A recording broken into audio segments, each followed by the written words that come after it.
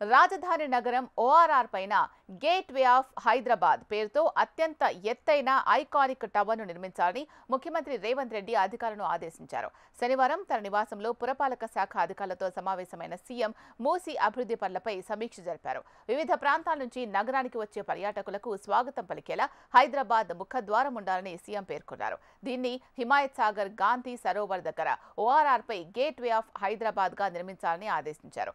ORR కు ఒకవైపు echo theme park అభివృద్ధి చేసి మరోవైపున బాపు ఘాట్ దిశగా భారీ ఐకానిక్ టవర్ నిర్మించాలని, అందుకు తగిన డిజైన్లు రూపొందించాలని సీఎం సూచించారు. ఈ రెండు ప్రాంతాలకు పర్యాటకులు చేరుకునేలా ఎలివేటెడ్ గేట్ వే నిర్మించి దాన్ని గేట్ వే ఆఫ్ హైదరాబాద్ గా డిజైన్ చేయాలని ఆదేశించారు.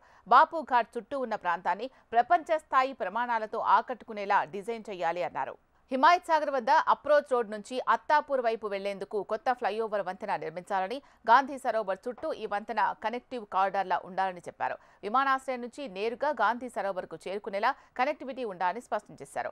గాంధీ సరోవర్ వద్ద నిర్మించే ఐకానిక్ టవర్ ప్రపంచంలోనే ఎత్తైనదిగా ఉండాలని, ఇందుకు సంబంధించిన సాధ్యాసాధ్యాలు పరిశీలించాలని అధికారులను సీఎం ఆదేశించారు.